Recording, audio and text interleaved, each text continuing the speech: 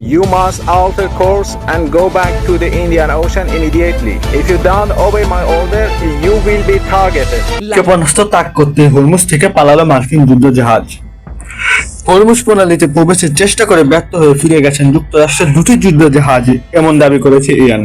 দেশটির রাষ্ট্র সংবাদ মাধ্যম প্রেস টিভি এই ঘটনাকে প্রচারমূলক সামরিক অভিযান হিসেবে উল্লেখ করেছে। প্রতিবেদন অনুযায়ী যুক্তরাষ্ট্রের নৌবাহিনী আলেবাগ শ্রেণীর guided missile destroyer USS Michael Murphy ও ইউএসএস পিটারসন হরমুজ প্রণালীর কাছে পৌঁছালে ইরানের উপকূলীয় প্রতিরক্ষা ব্যবস্থা সক্রিয় হয়ে ওঠে। এ সময় ইরানি বাহিনী ক্রুজ ক্ষেপণাস্ত্র ব্যবস্থা দিয়ে জাহাজ দুটি লক্ষ্য করে এবং নজরদারি ড্রোন মোতায়েন করে।